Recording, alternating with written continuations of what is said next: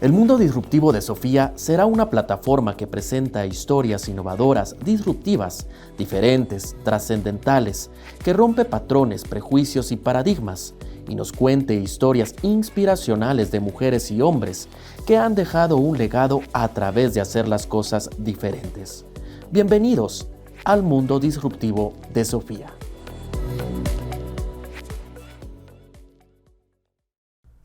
Hola, mi nombre es Sofía Hegel y hoy estamos en un capítulo más de los Picassos que Dios pintó para Sofía, lo que ahora se ha vuelto el mundo disruptivo de Sofía.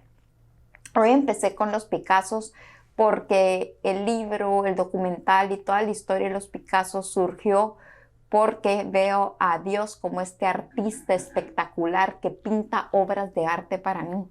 Y una obra de arte es una experiencia, una persona, un consejo, una adversidad, una prueba. Y de ahí parte el mundo disruptivo de Sofía. Desde niña fui muy apasionada, muy intensa, muy creativa, muy disruptiva y siempre me vieron diferente porque hacía las cosas diferente, pensaba diferente y me costaba mucho seguir instrucciones. Y realmente esa es la mente de los creativos. Y hoy tengo el enorme privilegio y el honor de estar compartiendo con una de las personas más creativas, más disruptivas y más auténticas que he conocido. Sus obras, sus instalaciones reflejan esa personalidad y toda esta esencia de esta gran artista que todos los guatemaltecos aplaudimos porque realmente ha llevado el nombre de Guatemala en alto. Hoy estamos con Silvia Tenenbaum aquí compartiendo en cabina porque realmente valía la pena no solo oír de las grandes instalaciones y obras de arte, sino que un poco de su historia, qué pasa atrás de ese arte. Así que bienvenida Silvia, un honor tenerla acá. ¿Qué tal, Sofi? Gracias por tenerme acá en el programa. Es un gusto estar aquí contando parte de mi historia. Pues vamos a empezar, Silvia. Este programa o este proyecto de los Picassos que Dios pintó para Sofía y ahora el mundo disruptivo nació y creció porque queríamos que fuera una plataforma donde gente que estuviera haciendo las cosas diferentes contara su historia, qué los ha marcado y cómo han trascendido a otros. Y quería que nos contara un poco de su pasado, cómo era Silvia de niña, dónde creció, quiénes fueron esos primeros personas que la apoyaron y realmente fomentaron a que fuera tan auténtica y tan creativa. Ay, esa sí está cargadita la pregunta. Bueno, yo nací y crecí aquí en la ciudad de Guatemala. Mis padres, pues mi papá llegó de Polonia cuando era un niño y prácticamente se crió en Guatemala y mi mamá pues nació en Colombia de padres europeos. Así que mi origen, se puede decir, es de descendencia europea, pero yo siempre Multicultural. multicultural. Me he sentido sumamente guatemalteca. De niña me identifico mucho con lo que usted contó, de ser una niña diferente, de ser una niña muy activa. Yo tenía mi bicicleta y mi hermano y yo nos llevábamos un año de diferencia, entonces yo crecí como un tomboy. Sí, siento que en mi infancia pues me limité muchísimo a mi propia expresión, pero me destaqué mucho en los deportes. Entonces siempre desde que estaba en el colegio, pues estuve en el equipo de natación, entonces era gran deportista en natación, después jugué básquetbol y luego me metí a atletismo. Entonces, en realidad mucha de mi energía era descargarlo en el deporte, en la bicicleta y siempre en la naturaleza. ¿Y cuándo empieza toda esta pasión por el arte?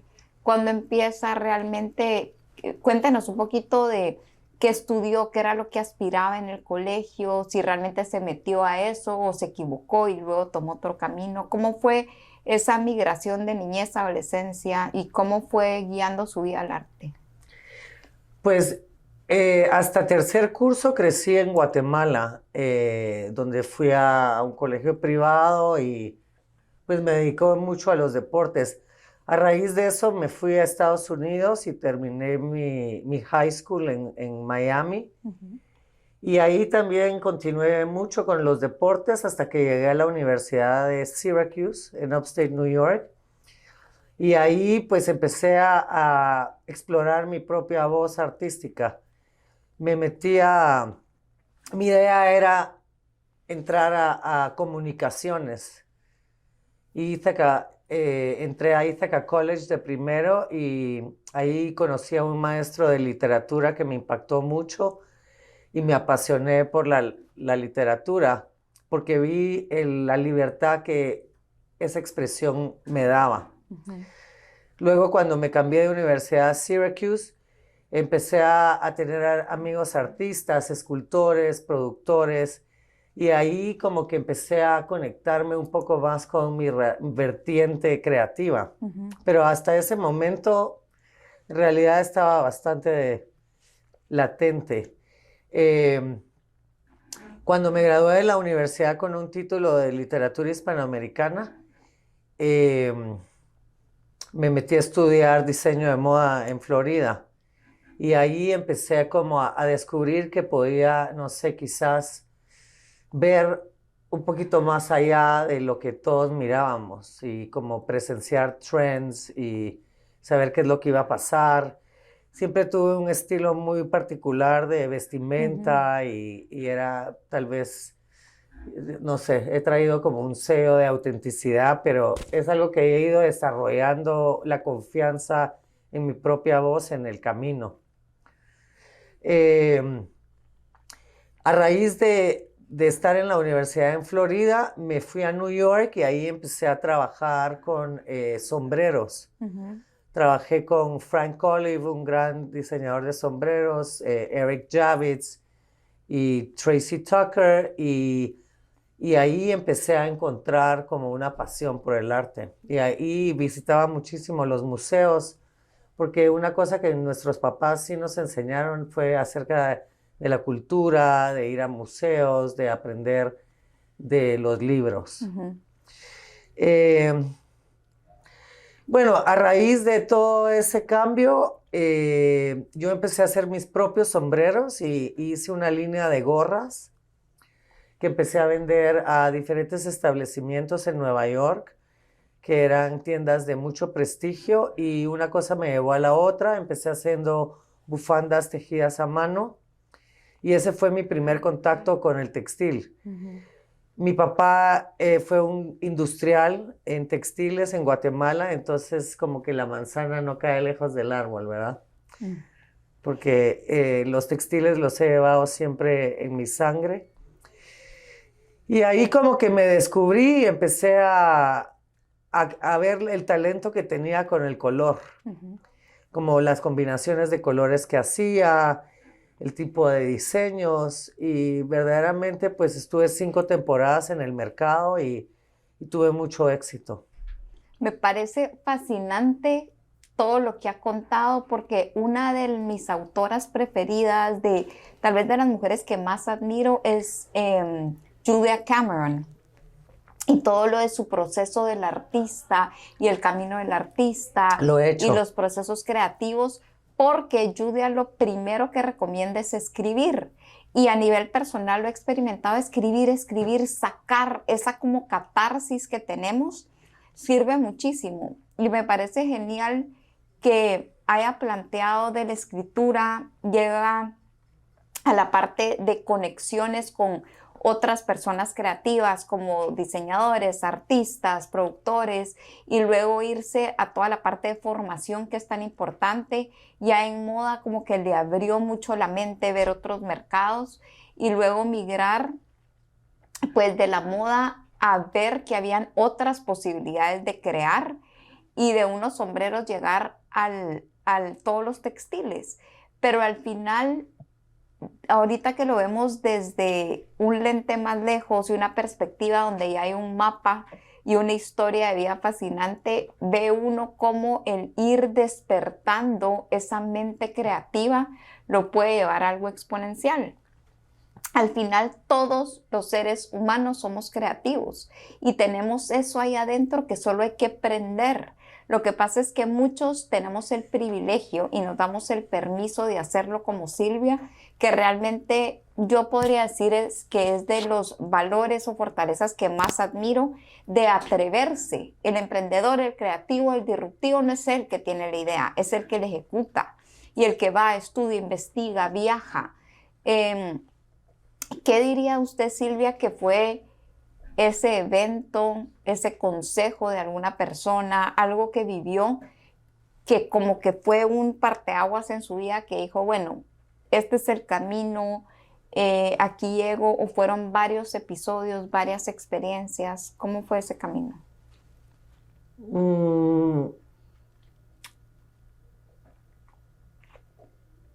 Para mí, haber vivido en New York City fue una gran experiencia por 5 años. Me abrió los ojos a una realidad que, pues, haber crecido en Guatemala bastante como en un círculo muy pequeño, muy naif, ¿verdad? Muy confiada. Me abrió los ojos a entender que el mundo era muchísimo más grande que eso.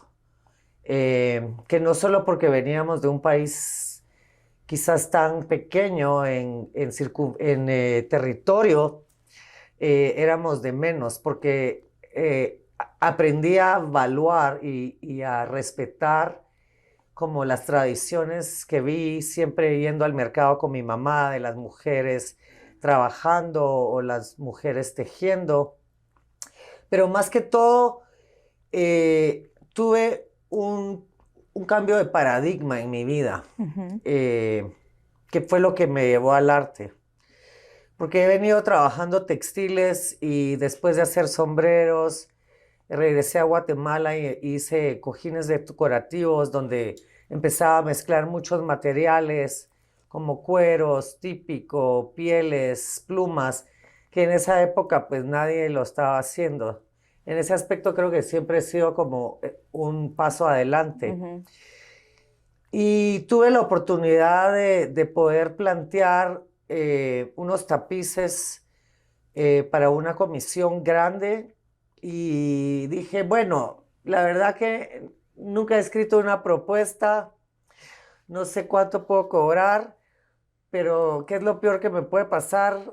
Es que, pues nada, es decir, si no lo hago, como dice usted, para verdaderamente ser ese disruptivo hay que lanzarse, hay que atreverse y dar ese paso al vacío, ¿verdad? Y siempre he sido una persona con mucha determinación y como que tengo una mente, no sé, flexible en ese aspecto y dije, bueno, me tiro al agua y aprendo a nadar ahí. Y con todas las técnicas que venía trabajando, porque soy autodidacta en ese sentido, pues me dieron la comisión en realidad y entonces ese fue como mi primer paso, hace como 9 años al arte, a cambiar de un producto comercial, siempre creativo y de texturas y de colores, a un producto como una expresión personal para ya poder empezar a comunicar el verdadero sentido de lo que quizás estoy aquí para contar a todos, ¿verdad? Porque al final, ahorita contándole a usted la historia, mi tema más importante era la comunicación. Y hoy en día, a través de la expresión del arte, del uso de la indumentaria indígena y de temas de territorio, migración y herencia, puedo ver que sigo comunicando, pero comunico desde otra perspectiva. Entonces sí me he mantenido como en esa línea de ir creciendo como artista también me reto todo el tiempo, ¿verdad? Con proyectos, aplicando a bienales, aplicando a residencias, viendo cómo puedo sobresalir como artista también. ¿verdad? No hay nada más lindo o más admirable que cuando de verdad uno admira a alguien, o como dirían los gringos, you look up to someone, y realmente lo que predica y practica es real. Es de verdad más aún el mensaje del propósito y del testimonio tan fuerte. Y eso lo veo marcadísimo en usted, ¿verdad? O sea, esta mujer de mundo que salió, vivió fuera en Nueva York con marcas tan conocidas, cómo sigue con este amor y esta pasión por su Guatemala, por su gente, sus textiles, su cultura, su tradición. Quiera que no, estoy segura que toda la formación en literatura y una formación formal la hizo como a nivel intelectual, querer sumergirse más allá de agarrar una tela y montarla en un textil. Va un proceso de investigación, un proceso creativo, un proceso súper profundo. Y yo que la veo como una mujer muy fuerte y también alta y con particular y físicamente muy diferente a las guatemaltecas, ¿verdad? Alta, rubia, con la voz ronca, que quiera que no, la ve uno diferente, pero sí se siente esa humanidad y esa sensibilidad ante muchas cosas. Y mi pregunta es, más, la verdad es que son muchos comentarios y preguntas, pero sí quisiera saber qué es ese amor por Guatemala tan fuerte y cómo es ese proceso creativo. O sea, ¿dónde empieza Silvia? Empieza leyendo un libro. Creo que nos dijo algo clave, que es salir a museos, galerías, expos, ¿verdad? Eso inspira mucho, pero ¿cómo es su proceso creativo? ¿Es siempre igual o va cambiando? El proceso creativo para mí ha sido como ir pelando una cebolla, tal vez, ¿verdad? Porque son capas de información que van surgiendo. A veces me surge una idea, por ejemplo, acabo de terminar una obra de la ciudad antigua de Jerusalén. Entonces empecé con la idea, ok, la ciudad antigua de Jerusalén. Entonces a veces es como ir a buscar imágenes, recorrer artículos, ¿verdad? Contemplar un poco el tiempo y estar en silencio, tomando apuntes, haciendo brainstorming, ¿verdad? De repente rebotando una idea con alguien. Pero más que todo es para mí como un proceso que me sorprenden los temas a veces que me llegan y como lo que tengo que contar, ¿verdad? Porque, digamos, el muro de los lamentos, las 8 puertas de Jerusalén, Jerusalén antiguo, está cargado con información. Entonces, ¿por dónde empiezo? ¿Verdad? Entonces, ahí he aprendido a confiar muchísimo en mi intuición, más que todo a darme el tiempo de no saber. Está bien no saber. No siempre tengo que saber dónde voy a empezar ni dónde voy a terminar, porque es un proceso de cambio constante. El arte no es un proceso lineal. Es un proceso cambiante. ¿Verdad? Entonces es como, ahí es donde yo me doy la oportunidad de decir, bueno, ok, voy a empezar por aquí y bueno, en el proceso van pasando cosas y van viniendo nuevas ideas y van surgiendo como sensaciones que las voy adaptando con mi equipo de gente, mujeres con las que trabajo en costura y más que todo es un proceso intuitivo. Eso es lo que he aprendido en estos últimos años a confiar muchísimo en mi intuición y como en esa visión que tal vez no la tengo al 100% clara, pero que se clarifica en el momento de ir plasmándolo en el textil, ¿verdad? Bueno, uno le escucha y de verdad que se inspira toda esta parte, o sea, se nota que ama ese proceso creativo. Ahora, todos hemos escuchado de la Silvia de antes, de los procesos creativos, Pero Silvia es administradora, creativa, artista, pues esposa, mamá, juega un montón de papeles. ¿A qué horas está Silvia con ella misma? ¿Qué son esas rutinas o esos procesos que practica, ya sea diario, semanal, para mantenerse realmente en equilibrio? Qué buena pregunta, la verdad. Creo que me gusta leer mucho acerca de gente exitosa, cuáles son sus prácticas de cómo mantenerse en el centro de sí mismo, ¿verdad? Vivimos en un mundo súper cambiante, súper rápido. Para mí, hace más de 20 años encontré la práctica de yoga Ujú, y eso ha sido una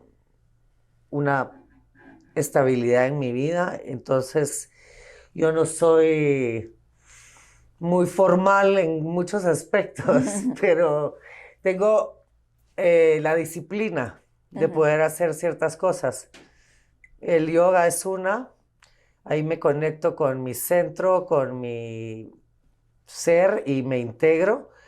También me gusta mucho la práctica de la meditación a primera hora de la mañana, como para empezar el día sin mucho ruido. ujú. Y me gusta compartir tiempo en la naturaleza, con mi familia, ¿verdad? Tal vez sentarme a leer un libro o algo que, no sé, me llame la atención, agarrar un diario de antes, como estar un poco conmigo misma también me gusta mucho porque encuentro el tiempo de como gather, de poner juntos un montón de Mm, elementos ujú. que a veces se pueden diseminar en Sí, el aire, sí.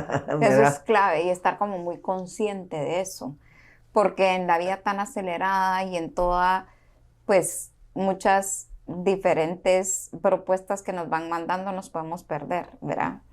Em, ¿Cómo fue la experiencia de llegar a la Bienal de Londres y no solo llegar, sino que de verdad ser pues tan exitosos, llevar una obra de Guatemala a un espacio global donde había tanta competencia, pero donde de verdad no fue solo la voz de Diego y de Silvia, sino que la voz de Guatemala?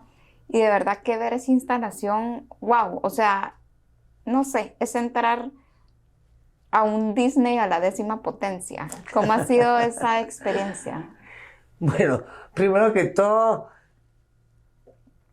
fue impresionante estar en Londres, ¿verdad? Representando el pabellón de Guatemala con una obra tan monumental. Primero que todo,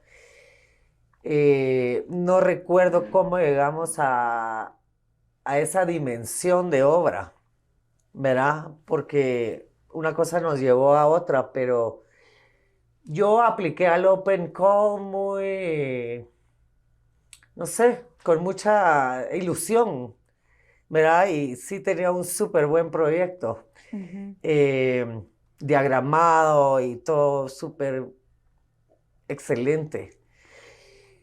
Y Diego pues presentó el proyecto de Palopó y cuando nos hicieron la colaboración con Diego y Juan Olivero, ujú.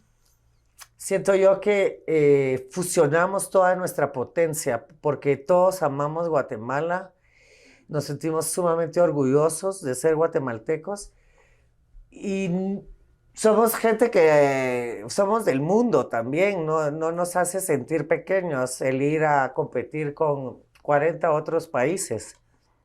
Así que íbamos con así el self-esteem a 1000, Ujú. ¿verdad? Íbamos a 1000 porque sabíamos que nuestro proyecto era único. Nadie tiene los textiles de Guatemala, ni los colores, ni el proyecto de ese cambio sostenible a una comunidad o municipio en el lago de Atitlán. Así que íbamos sin expectativas, creo yo. Esa creo que fue una... Y una de las cosas más importantes, pero también somos un equipo que fluyó. ¿Sabe qué? Cuando hay esas energías de gente que pueden como Conectar. crecer y aprender y evolucionar juntas, ese era nuestro equipo. Que eso creo que nos dio como esa ventaja, ¿verdad? Entonces llegamos a Londres con miles de regulaciones para instalar, con un tiempo muy justo. Y cuando llegaron más de 30,000 personas a visitar la muestra, pues toda la gente estaba encantada, porque también estaba ahí Lidia Cumes de Santa Catarina Palopó, la líder de la comunidad, que agregó otro nivel, ¿verdad? De ya ver a una persona con su corte indígena y además ver en la pantalla la imagen del lago de Atitlán y cómo la gente se mueve y cómo es el pueblo de Santa Catarina. Como que todo eso agregó a la magia que salió de estar adentro en este edificio histórico, Somerset House, donde verdaderamente era encapsulado, era como que estábamos en una contención, era muy diferente al Museo Ixchel de Guatemala, porque la obra se creó para ese salón, que era de 80 metros cuadrados. Entonces, la gente se sentía como, había un calor, ese calor humano que solo el guatemalteco tiene, ¿verdad? Y como esa parte de, no sé, es que ver los textiles ahí en un contexto tan diferente, con gente internacional de todo el mundo, deslumbra, verdaderamente. Yo siempre pienso en Miguel Ángel Asturias y en su frase esa de deslumbrar y de que Guatemala tiene como esa como luz que no tiene, ¿verdad? Alumbra, No sé, deslumbra, como, de piedra, lumbre. ajá, sí, cabal, ese poema. Entonces cuando... Madre, es que todos tuvimos que leer El Señor Presidente, de verdad que... Eso sí fue. Y Sí. era un libro dificilísimo de Sí. leer, porque además el idioma y todo. Sí, la jerga guatemalteca, sí.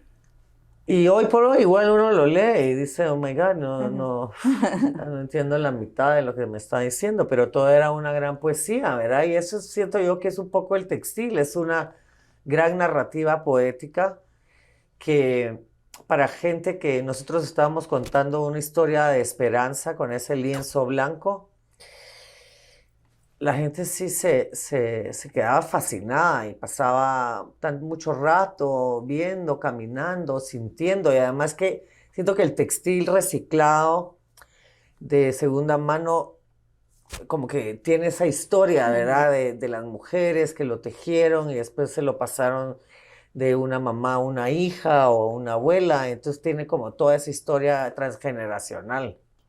Bueno, la verdad es que ahorita viene una pregunta que siempre hago en el podcast y es ¿por qué te consideras disruptivo? Pero en este caso no la voy a hacer porque toda la entrevista ha sido disrupción y creatividad.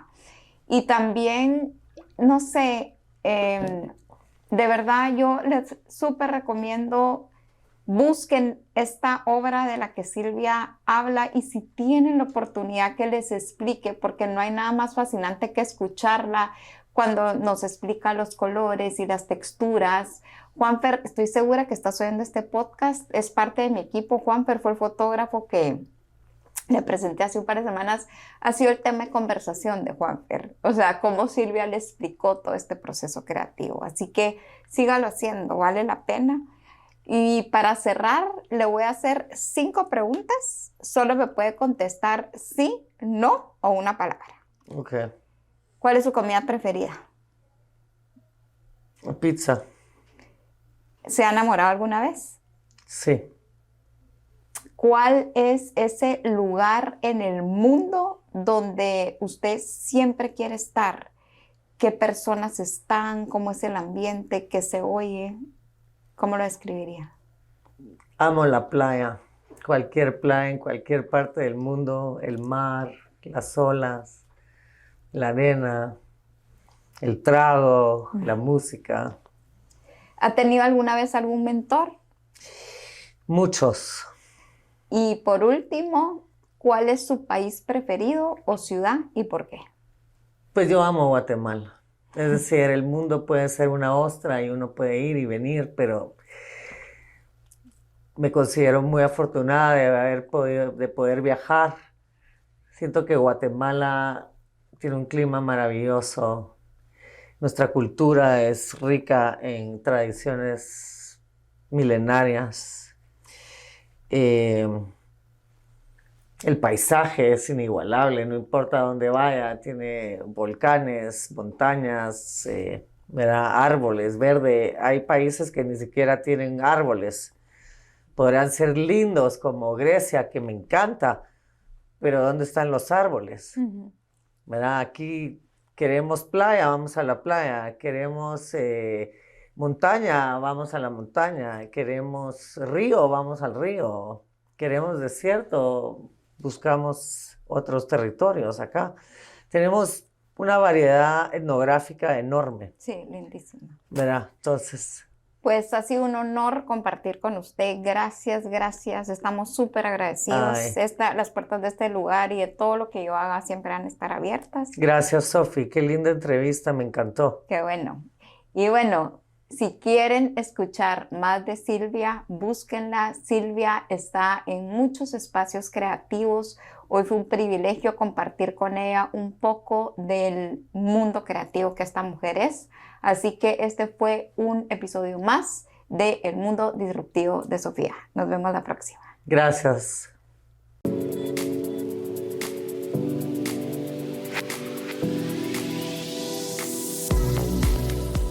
El Mundo Disruptivo de Sofía será una plataforma que presenta historias innovadoras, disruptivas, diferentes, trascendentales, que rompe patrones, prejuicios y paradigmas, y nos cuente historias inspiracionales de mujeres y hombres que han dejado un legado a través de hacer las cosas diferentes. Bienvenidos al Mundo Disruptivo de Sofía.